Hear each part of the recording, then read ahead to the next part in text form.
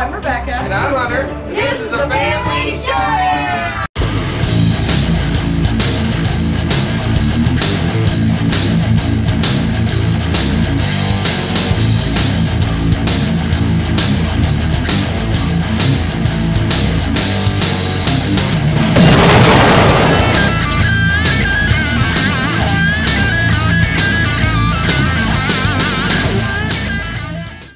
Howdy folks, welcome to my top 100 games of all time. I'm Hunter, and this is the Abbott to my Costello, Rebecca. Today we're doing my 30 to 21.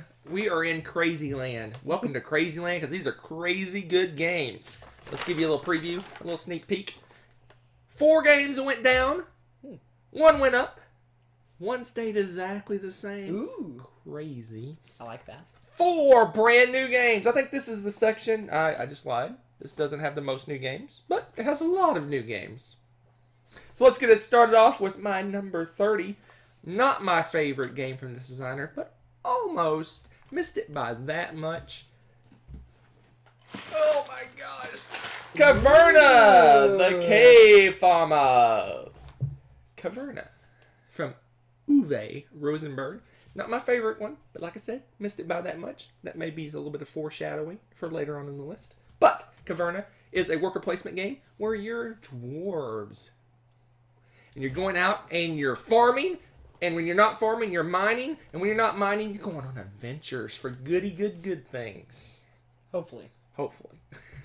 Need to level up to do that. So this is one of his heavy worker placement games where you're going out and doing worker placement type things. You're gathering resources. You're building buildings. You're changing resources into other resources. You're growing crops. You're harvesting crops. You're mining. You're setting up gym things. You're doing all sorts of craziness. All in this little package. That's not a little package. No, it's not really a this little package. This is some heavy lifting, folks.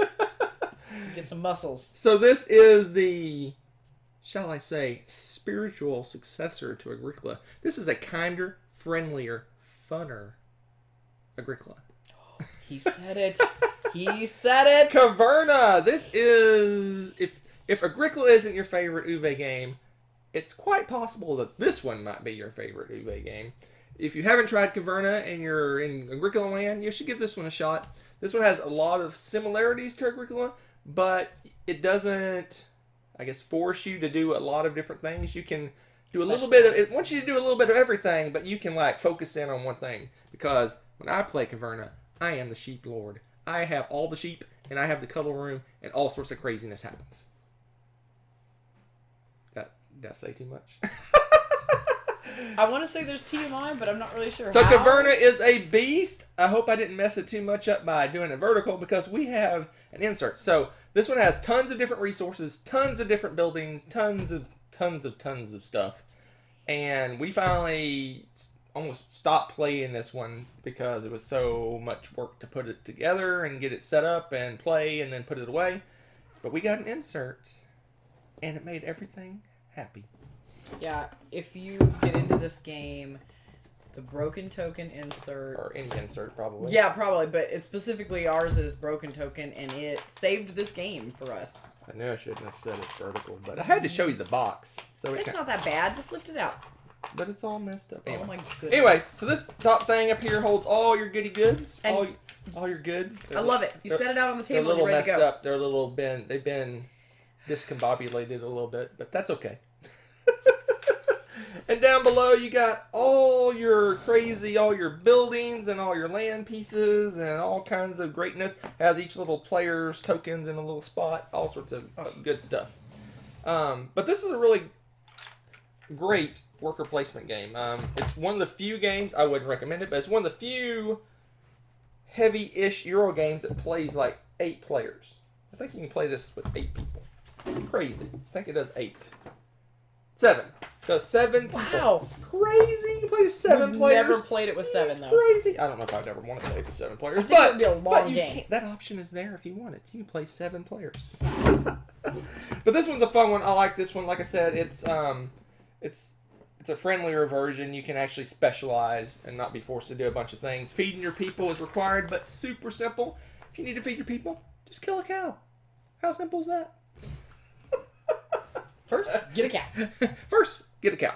then you kill the cow. No. But yeah, great game, wonderful game, super fun.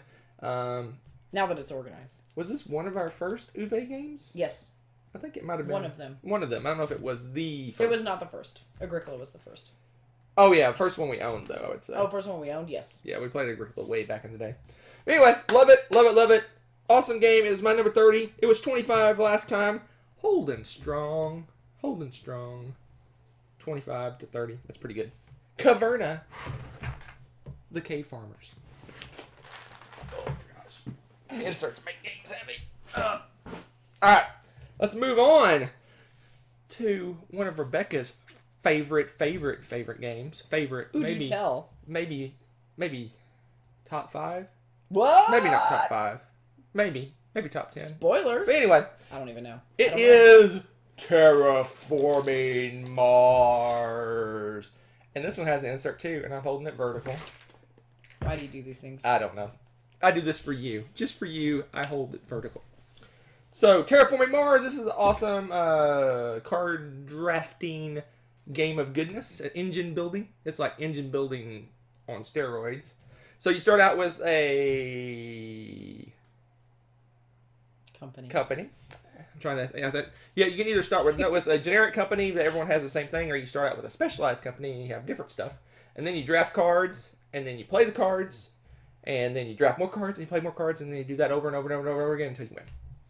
But there's more to it than that. No, there's not. Because it's a beautiful Martian terraforming theme. So, you have to watch the oxygen levels and the water levels on your planet in order to get the correct life forms a-going. And they did a really good job thematically with this because, obviously, you can't have fish until you have some oceans. So, they have certain specifications for certain types of cards, what you need to have as requirements before you can build those things or fulfill those things and this and that. And it's really, really well done. I take it you like this game. I like this game.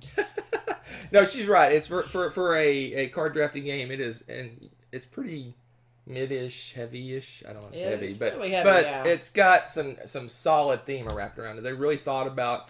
I don't know if the science is perfect, but they really thought about the science. You can't have animals without oxygen. You can't have, like you said, you can't have fish without oceans. You can't have this without that. And then once it gets too hot or too much oxygen, other things you can't do. So it's really really cool how it does that. It's just engine building, and there's tons of different ways you can go. You can focus in on animals. You can focus in on doing algae and cards that combo off each other. You can get cards that attack the other players and blow up their crap and all sorts of stuff. Well, you can even focus on building cities or just building forests up in green areas or a little bit of both. I mean, just about anything's viable. It's really, really well balanced. Yeah, it's a really good one. It's got a bazillion expansions with a bazillion more to come. Yes. Apparently. I haven't ran into an expansion that we don't like yet. Some are definitely better than others. Mm-hmm. Some are just new maps. Some are it's oh yeah, really solid game. It doesn't seem like it's going to stop anytime soon. It's all the hotness still after a couple years, I guess, now that it's been out. Yeah. Great game, really fun. Can be long with lots of players, so I really like this with like 2 or 3. And yeah, when you get up to 4, it's starting to get to be pretty long. I definitely like the variable starting way to play rather than just starting with generic things. In fact, it even has with the latest expansion, which we haven't played yet. It's sitting on our shelf of shame over there. It even tricks up the starting situation of each player even more, so it makes it even more variable more differential than what am I looking for? Asymmetrical. That's the word I'm looking for. More asymmetrical than it is in the base game. So great game. If you like engine building, you like card drafting, you like Euros with some theme wrapped around them, this is the game for you. Terraforming Mars. Fun. So it's my 29. It was 22 last time. Holding strong. I approve. You approve this low? 29? I approve that it's in your top 50. All right, here we go. New game. New game to the list. Story time. Story time? This game, of all the games I've ever owned, probably caused me the most angst, the most anger, the most upsetness of any game I've ever owned before I even played the game. Oh no, I know what this is now. And that is Lords of Hellas. So let me continue with my story time. So I kickstarted this bad boy, and there was an option to have them pre-painted. Don't do it. Apparently some people got some really cool pre-painted miniatures. I got some horrendously bad pre-painted miniatures. I would rather them just be plain tan plastic pieces than what I got. So I tried 1,000 different ways. I'm exaggerating. I'm being hyperbolic. 1,000 different ways to fix the miniatures, and finally I just spray painted them and called it good, and that was the best I could get these things to do, because I can't paint worth a crap. But once you get past all that, and I'm sure the retail version doesn't come pre-painted, so congrats for you. It is an awesome game. Yeah. This is... Yeah. If you like area control games, you like dudes on the map, you like variable powers, you like... like Blood Rage? You got many different ways to win the game. It's just not one, like, get the most victory points. There's many different paths to victory in this. And you have to keep... When you're playing, you have to watch what all the players are doing, what they're trying to go for, because any of those paths win the game for them. And you have to be on the lookout for what they're doing. Awesome game. Really, really, really love this game. I can't wait to play it with more. It was great with 2, which is tough to do with an area control game. True. But I bet it's amazing with more players. Really love this game. Can't say more about it, but I'm going to show you the end result of my angst. Oh, dear. And I'm also going to show you some of the ones I haven't fixed yet. So what is the generic premise of the game? So this is a Greek mythology game tricked up. So basically the premise of the game is that the Greek gods are actually like aliens with technology that come to Earth, and they, through their technology, it looks like they're super powerful and have superpowers and magical and all these other things. But it's all based on the fact they have technology, and it amazes everyone. And they go down and they have people that follow them. They send out followers and priests and such to go across the lands and try to influence the different areas. You're building monuments to the gods, and you get superpowers for doing that. You have card drafting. You have artifacts you can get. You can go and fight monsters. All sorts of fun stuff. It is just a really, really fun game. So, that's the premise. All right. So here's the end result of my angst. And it smells like spray paint. So, you have these monuments. Like this one's partially put together. And that's the end result of the monument. Is this him? I hope so, or he's going to look really goofy. Is that him? I don't know. I think that's him. But you have, basically the way the monuments work is you start with a base. Start with a base and you add more and more pieces. I don't know. It does smell like all the pieces are packed away. But here's a most of one here. And they're huge. I mean, the thing for the gods are like monstrously huge. Found her arm. Oh, here's another one that's almost built. We kept most of them I guess we just put them in the box when we were done. Homie needs his arm. So basically the monuments, they pop together. Oh yeah, here is this is. Basically you start with the base and then you add more and more pieces. I'm going to show you how it works. Yeah, you add pieces to it and it grows until it's fully built. And you get more and more of the superpower stack. You're building basically you put priests in these little holders here up front. I don't know if you can see that.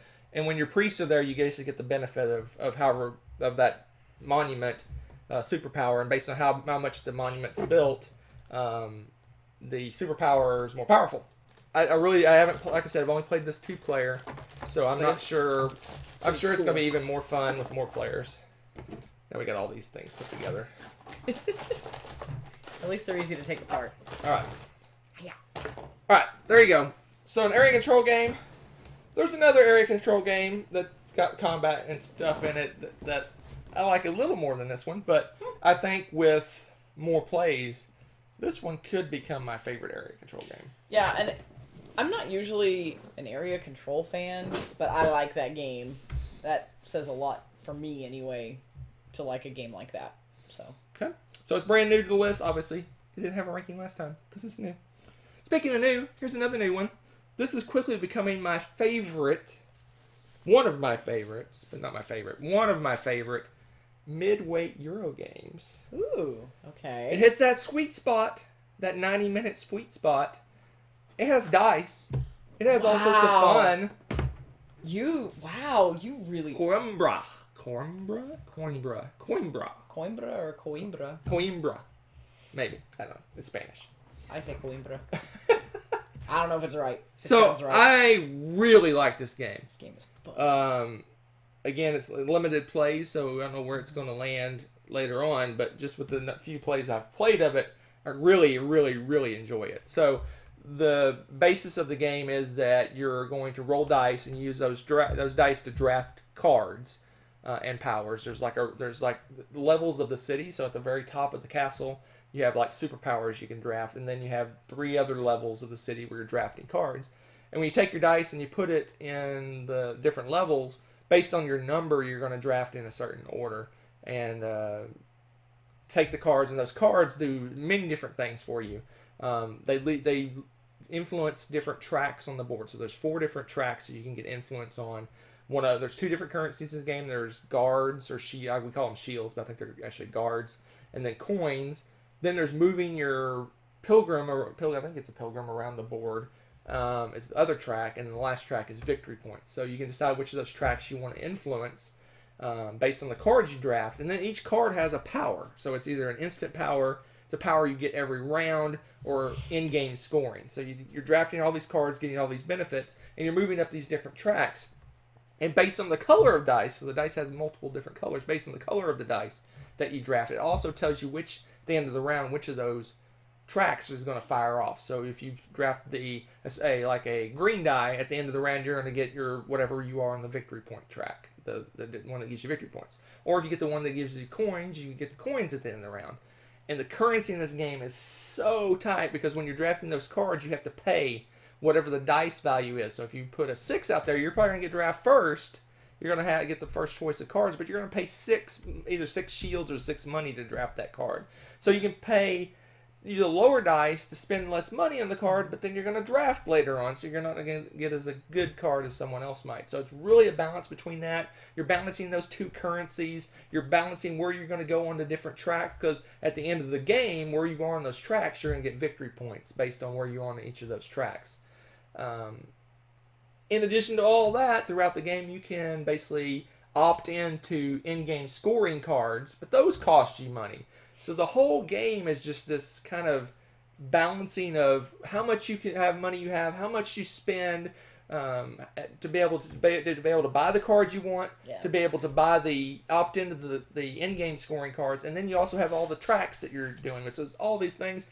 On top of that, you have this pilgrim guy that's going around the board giving you superpowers. So it is a lot going on, but amazingly enough, with all that going on, it's not that hard to learn this game. If you it's right in there with viticulture and Lorenzo and that weight of games. And I love any game that has dice going on. I think it's fun because I love rolling dice. So it makes the dice rolling choices really good. And I like that your traveler doesn't block off the spots that it's gone to, so multiple people can go to the same spot and get those superpowers, which I really like that, because sometimes, you might not get a good dice roll or something. It takes you a while to travel to those locales, and you still can end up getting those benefits. I think that's really cool. Try to open this up. Maybe. I like the art with this and stuff too. Yeah, I was gonna show off the board. It's really pretty. This game's pretty, and I love it. Has a very nice functional board. Yeah, very functional. So let me open it up for you. So you got shiny. You got over here. Ooh, hello. Hold that. So over here, right here is the tracks I was talking about. So you got your 4 different tracks here that you're going up, and basically up at the top here, there's going to be cards that show you how much victory points it is you get for winning or getting second place in that track. Then over here, this is the map for the pilgrim place. So your pilgrim's going all over the place getting superpowers. And then over the far right is the different levels of the city I was talking about that you're going to be drafting your cards from. Just a really functional board. I like it. It's very colorful, nice board. And it's easy once you learn what the symbols are. It's easy to understand how the game rolls. And it got one other thing, the cute little thing I like about it. Use the word cute. Is that your dice? You put them in a little dice holder, and it's of your player color. So when you put your dice on the you put your dice on the board to draft, you know that this is the one that you put there. Ta-da! So it's really cool. Really cool.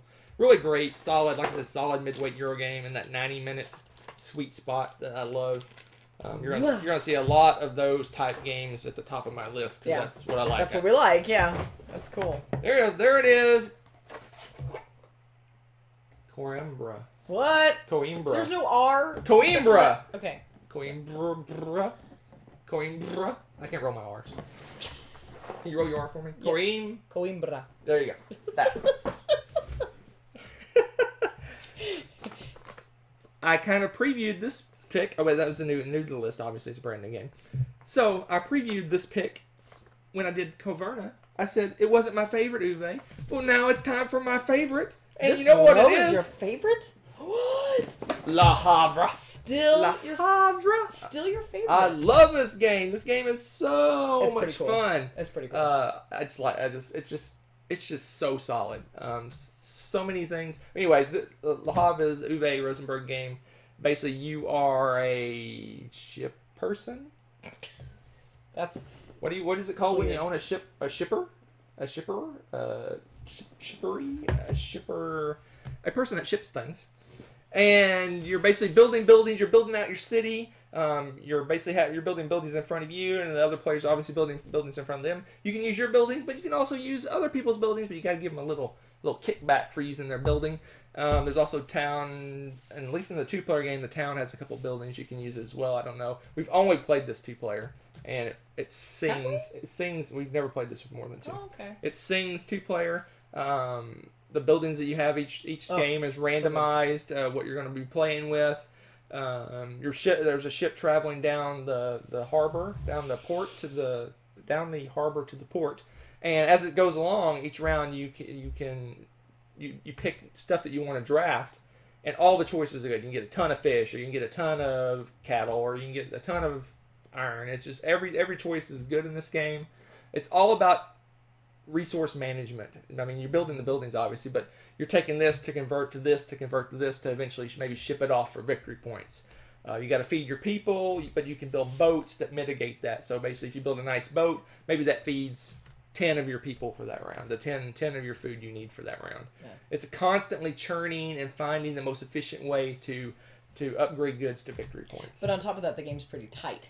So you really need to strategize and pick like a streamlined path for yourself that works the best. You can't just do a little bit of everything, or you'll get left far behind in this game. You need to find some kind of engine that works. Yeah, it's pretty interesting how that works, and I really like that. We've played it many times. Sometimes the shipping works good. Sometimes the upgrading certain goods. Sometimes it's grabbing those boats early so you don't have to pay food. There's lots of different ways to play. Yep.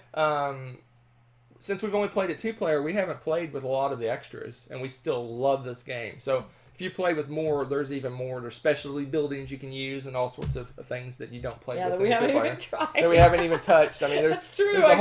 We always think that too. We go to play and we're like, oh, we don't get to use that. Yeah, we always say that. There's a whole section of the game that we haven't even touched. The special buildings. So this bag right here, we've never used these at all. And that's how, I mean, I can't imagine. I bet they're amazing. Yeah. So I just love it. I think it's, my gut tells me it's maybe a little more thinky than like a Caverna, maybe. Yes, it is, because you've got upgradable items, and you want to do that in a specific order, best streamlined for you. Yeah. So it may not be the same order as what I'm doing. Yeah, I don't think it's harder to learn than necessarily than Caverna, but it's a lot more thinky. Yeah. Yeah.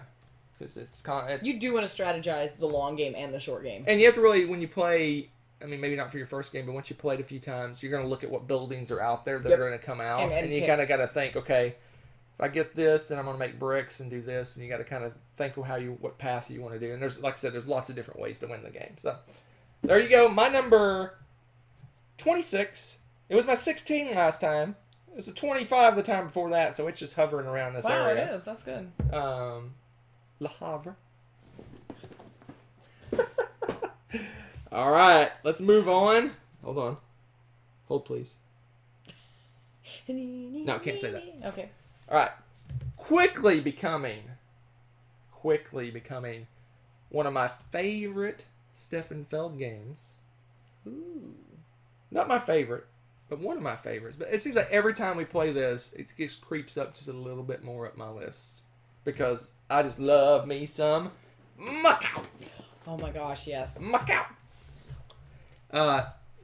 Great game. Awesome game. Sadly out of print, but looking at the year, 2009 was when it came out. If I have to make a guess, I would guess the 10th anniversary edition is coming out next year. So, if you don't have Macau, you can get it next year. You hopefully can get it next year when it's reprinted. Oh, I hope they do. I would be shocked if this is not reprinted. This is a super good Feld. Super good Feld. This one is got some cool mechanisms. It's got some things that he doesn't do in some of his other games. The basis of the game is you're going and you're collecting goods and getting contracts and making victory points, and you do that by drafting. I guess I don't know if they're called buildings. I don't know what they're called. You're drafting cards to put in your tableau, and they give you basically benefits and superpowers, but you have a limited space that you can put those cards in. You want to fill it up, but you want to make sure you fill it up efficiently, because there's no getting rid of stuff once you get it. But the coolest mechanism is you're going to roll dice, and then you're going to draft. You're going to put a certain number of tokens, and basically it rotates. It's slow. It's like a little rondelle type thing. It's slowly going to rotate around, and you're going to be collecting goods as they rotate around. So, do you take a low die and get some goods quicker? Maybe like if you draft a 1, you're going to get 1 good next turn, but you get it next turn. Or you can draft a 6 and get 6 goods, but you're going to get it 6 turns from now. So it's really kind of how you do it. I personally, I don't know if it's the best way to play. I won this probably not even half the time I played it, but I like building up a massive turn. Because basically when that clock rotates around, I might have like 15 actions that are in one turn, because I've strategically, like, I'll put a 6 on one, and then it'll rotate, and then I'll do a 5, and then it'll rotate, and I'll do a 4, and then it just builds up this massive turn. At the expense of all my other turns, I have a bunch of crappy turns, but then I have, boom, a massive turn and do a lot of different things all at once. A really solid game. I wish it was in print. I bought the second hand, and I do not regret it. It is a really, really fun game. Like I said, it's creeping up there. It was 31 last time. It's 25 this time. Oh, wow, and it's going to, I think, the more I play this, the more I'm impressed with this game. That's how I feel about it. This is a lot of the people that have played Felds for a while, who have played the older Felds. A lot of people, this is one of their favorite Feld games. Like I said, I hope, fingers crossed, that it comes back in print next year. We played this at a local meetup, Dallas Games Marathon, and I was like, I got to get this game. So I went out and went to the BGG market and got it secondhand at a pretty good price, all things considered. But hopefully you'll be able to get this yourself soon. Yes. But if not, if you're at a convention and you're a Feld fan and you haven't played this game, this is worth one pulling out of the library if they have it and trying it out, because it is awesome. Yes, it is. I don't think I have to say more than that. No, you don't. This is a good pick. All right. That's my number 25. Okay. All right. My number 24 is a new game. New game to the list. It has one of my favorite things in games is everyone has a unique superpower, and it's crazy powerful. Kind of reminds me a little of Marco Polo from last time, but different, because you're in Scotland and you're making whiskey. Oh, that's in Clans of Caledonia. I really do like this game. I love this lot. game. I love this game. Cool. It's a really cool game. This one's just a really, really solid Euro game. It's got the whole, basically you moving out, you're taking over areas, you're designating that area as a type of good that it creates. You take all those goods and you create other goods that are like specialty goods or upgraded goods, whatever you want to call them, and there's different ways to sell them. There's a whole market thing where the prices go up and down. I love, love, love games that have a market where as you buy a bunch of stuff, the price increases, but if you sell a bunch of stuff, the price goes down. I like that mechanism in games. You have these contracts, which is the brunt of how you do the victory points, is completing the different contracts by using certain goods.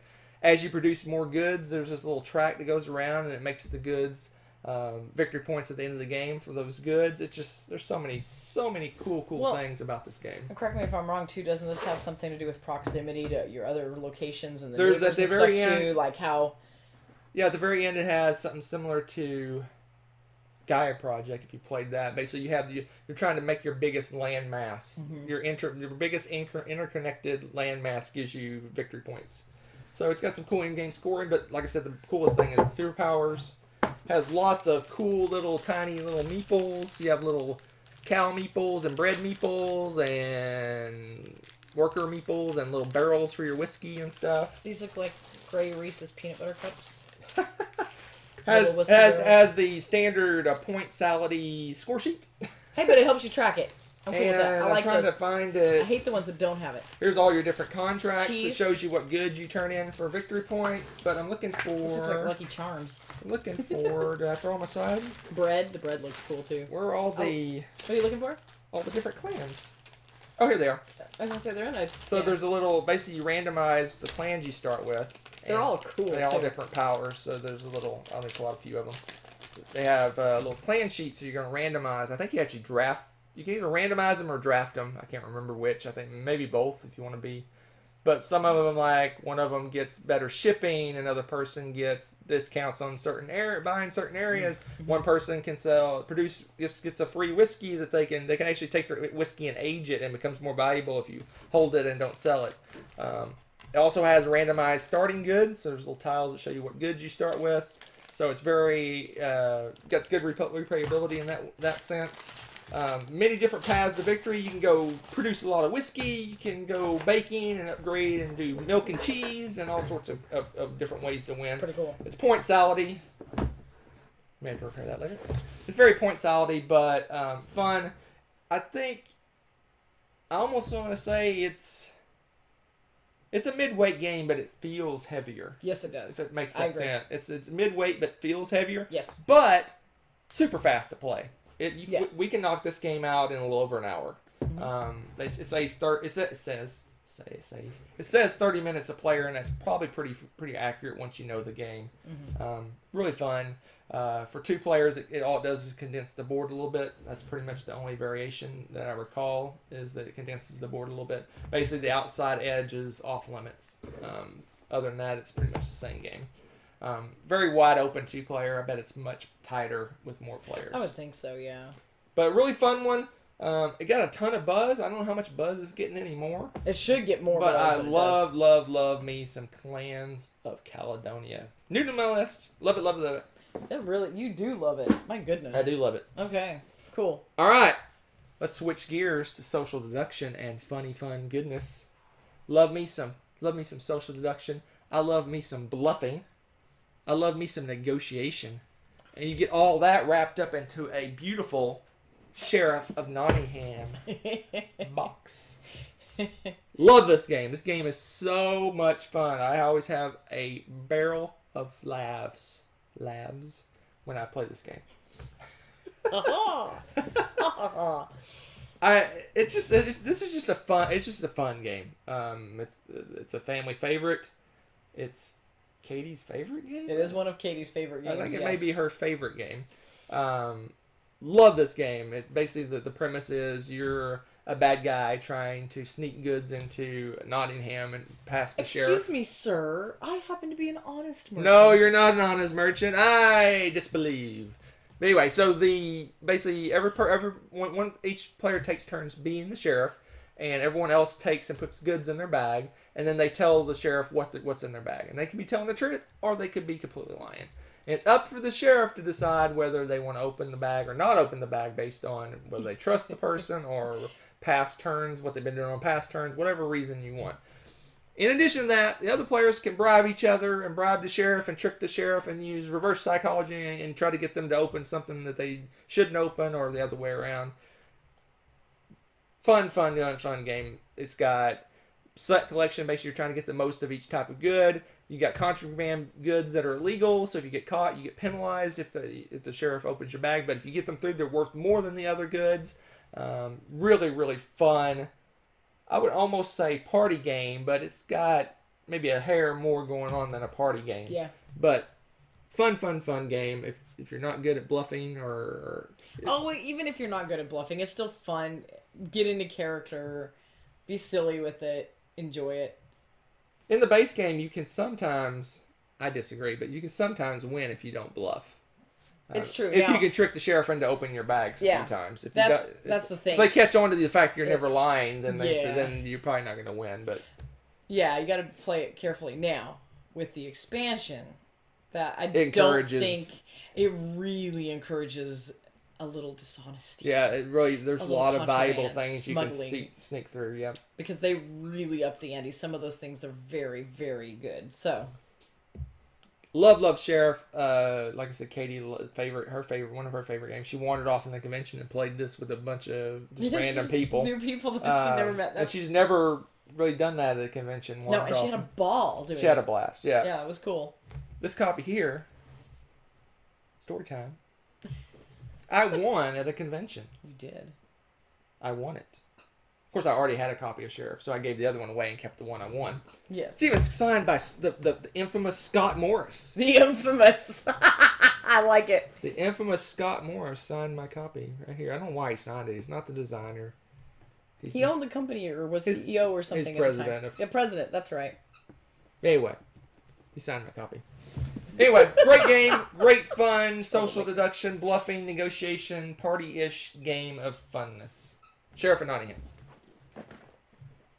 So Sheriff was the one that stayed exactly the same. No way. Exactly the same. It was my 23 this time, 23 last time, 15 the time before that, 9 the time before that. So, wow. Holding strong because you know why? I love me some Sheriff. It's a good game. All right, let's move on to... Hold, please. My favorite game of 2018 so far. Because we haven't had the Essen tidal wave yet. That's true, too. Tidal wave. But my favorite game of 2018 is... I'll give you a moment to guess. All right, time's up. Yeehaw! Oh, Western Legends! What just... It's supposed to be like, you know, like sparkles or something going on, but I did it by doing this. Yeah. Western Legends! Greatness in a box. I love Western Legends. This game is a riot. I love me some Zaya. Space sandbox goodness. If you know what a sandbox game is, it means you can do anything you want pretty much anytime you want, and there's many paths of victory, and you can change what you're doing at any point and do something else. Zaya's in space. Merchants and Marauders on the sea. And now we got on land in the olden times. Western Legends. Sandboxy cowboy goodness. So let me tell you something. Any game where I can run into the bank and rob it, go out of the bank and shoot someone in the face, and then finish off the evening with a little bit of poker at the bar is my kind of game. You forgot the rustling cattle. No, nobody got time for that. I'm too busy playing poker. So Western Legends, it's sandbox. You can become a marshal and go out and kill bad guys and stick them in jail, or rustle up some bandits, or take cattle to the good guy place down to the train. You can be a marshal and be a good guy, or you can rob players. You can rustle cattle and take it to the other guy's ranch. You can rob the bank. You can do all sorts of craziness and be a wanted person. But you could get captured by one of those marshal guys as a wanted person and go, now I'm going to be a good guy and be a marshal. Isn't that insane? That's hilarious. Western Legends.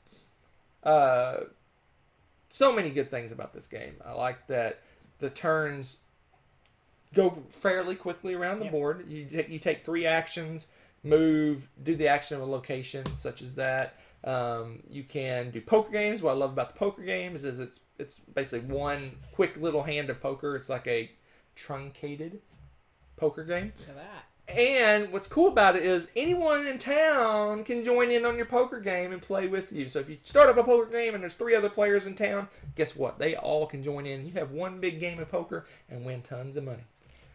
You can, like I said, there's tons of different ways to make victory points. There's cards. I don't forget what they're called, but if you do certain actions or do certain things on each turn, it can trigger an event card, and the event is some benefit for the people that help that event to trigger.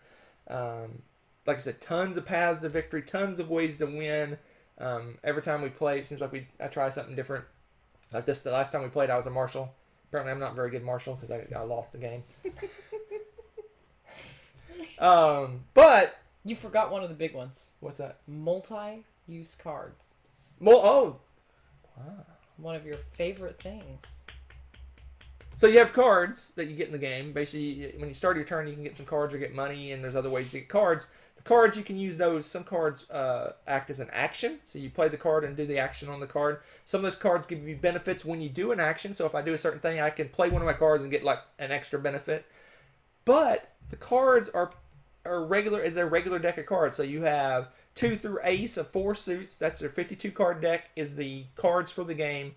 And those same cards you use when you're playing poker. So if you want to use 2 aces for your poker game, you play your 2 aces and it's great. But those 2 aces are super powerful and good for other things. So you have to really decide, do I want to use them for poker and win the poker hand? Or do I want to save those for doing the action or the benefit of those cards? So yeah, it's cool because there's actions and there's reaction cards. Yeah. They've got different things. Or play anytime cards. I love. Everybody starts with a different character or a different legendary character from the Old West. They have fairly thematic traits, on what they do. Like Billy the Kid starts as a certain level of wantedness, like the Doc Holliday maybe start with as a marshal or whatever. It's different benefits for different characters. I'm not looking through books. I was going to show the cards since you mentioned them. Mm-hmm. So here. They're very cool. Is got a little bit extra here. There. So this is a regular 52 card deck. Looks like a deck of playing cards, but on the back, I don't know if you can see it, there's all of these different cards, the different powers. Like for example, we could look at the 2 of hearts is a cheat. Bonus. If this card is played in a game of poker, you may treat this card as though it has any value. And then you have the ace. Let's find an ace. Hey, there's an ace. An ace, which is very powerful when you're playing poker usually, if you know anything about poker.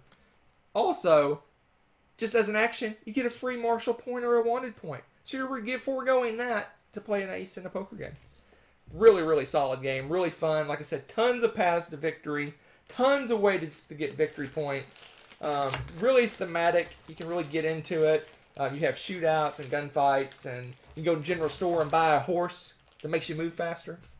Mustang! So just a really, really solid sandboxy game. It really does feel a lot like Merchants and Marauders. It reminds me a lot of Merchants and Marauders. I feel like it's less complicated. I agree with that.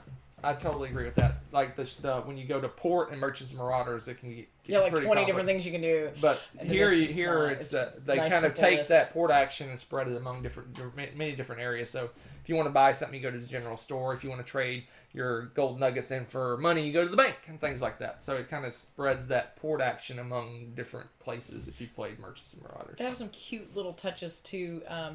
The weapons and the horses and things like that, a lot of them are upgradable. Mm-hmm. And if you upgrade them, they also have a name. So before it's just Revolver, but then you flip it over and it's like Old Reliable, or something. It's got a great name. Or your horse is Clyde, your workhorse or something. Right. I mean, I love the little touches like that they threw in there. It's pretty cute. So this is just fun.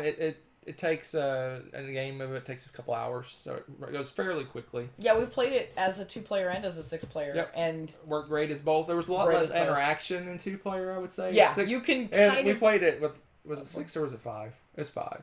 Might have been 5, but yeah, either way, it worked the interaction was through the roof. I mean, it was wonderful. We were duking it out all the time. We were fighting and robbing each other and throwing people in jail and all sorts of craziness. Good stuff.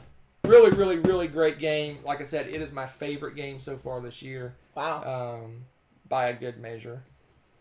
Very cool. Maybe not by a good measure, because I just talked about Coimbra. That's true. So, anyway, great game. Love it, love it, love it. Wow. So if you like sandboxy goodness, you got to try that one out. That's interesting. We're already to the end. How is that possible? How is that possible? And we're going to end with a bang. The dice game? No. Bang the dice game. You Sam Healy. Alright. So, we're going to end with a bang, as in a fantastic finish to this top 10. And that's code for a fantastic finishing game of Arcadia Quest. So this game is this high on the list for a couple reasons. It's a great game. It's a lot of fun. It's hilarious. That's like 3 reasons right there. But the main reason is we played a campaign of this, and it was our best ending of a game ever. It was just insanely off the charts fun. I will remember the end of this game, our campaign of this game, probably to my deathbed. How morbid is that? But it was fun. It was really fun. It is. So basically the premise of the game, it's almost like a dungeon crawl in a way. You're basically a group of adventurers that have different weapons and abilities, and you're going to go into a dungeon and you have a set of basically goals that you're trying to complete.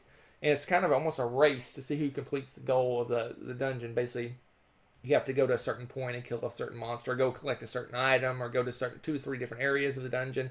And you also can get, by killing each other, like one person on the other team, you can get points as well. And it's just a race to get that done. And when you get it done, basically after you're done with that level of the game, you go shopping with whatever money you collected, and you upgrade your people and make them more powerful with different items and such. And then you go and do another part of the dungeon. But what's cool is the person that wins the first level, and this is the campaign, obviously not a one-off, gets to pick the next one you do. So basically based on the name and what benefits you may have gained along the way, you get to pick the next dungeon. And you do that over and over again until you go through the whole campaign, and it's kind of a race to kill the big bad guy at the end. And the ending was super epic, super fun. We did it live, and we had a blast playing it. Great game. So great, I immediately, like, day one, first few minutes of the Kickstarter, backed Starcadia Quest. Because if it's anything like this game, it's going to be awesome. Oh, so, man. Love this game. Let's open it up. It's got cool minis. It's a... Wah, wah, wah. The company's Cool Mini or not. Or CMON, as they're known now. But it has, as in all CMON games, it is way overproduced, but in an awesome way. If I can get out of the box out of here. You could help me, you could... It's more fun to watch. I like to watch. It's amusing. Watch me struggle with this. Mm-hmm. So you got awesome miniatures of awesomeness. Look at all those crazy miniatures. That's only one box, folks. And then there's a back. The big monsters are in the back. Look at these guys. They're beasts. And they're tough to fight. So it's just a fun... what Rebecca said this many times, and I'll repeat it because it's right. It feels like a video game. Yeah. Because you're going in, you're fighting monsters, and like coins fly out of their head when you kill them. Yeah. And when you die... You respawn at the start point. Yeah. Basically, you have to rest, and once you rest, all your guys come back. It's just a fun game. It's just really fun. It's fun in the box, and that's why I love it. Tell me, do you think it's fun? It's fun. Fun. So how much fun would you say you had with this? A lot of fun. Oh man, This is not going to fit back in. We'll work on that later. I'll let you fix that. Oh, I get to fix it. Yay! But anyway, that's my number 21. It was 20 last time, so it's holding strong because... Wow. Memories. That's some good memories right there. Memories. That's a really tall stack of games. That's only 10 games. What happened? We've reached critical mass. So that is it for this time around. Arcadia Quest, my number 21, finishes off this list. We are in the top 20. Crazy. Oh my gosh, look at these games. I can't. Wow. You won't let me look at them. Wow. Let me look at it one more time. Wow. All right. So let's do a preview. We always do a preview. We got 5 that went down. Boo. 1 that stayed the same again. What? How crazy is that? We had like 3 do that this year. 2 went up. Okay. 2 new games. You know they're not from 2018 if you're paying no attention at home. So they're older games. What if you're paying attention at work? You shouldn't be paying attention at work. You should be working. Unless you're... Yeah, anyway. And one that I do not own in my top 20. There's a game in my top 20 I do not own. There's something wrong with the world.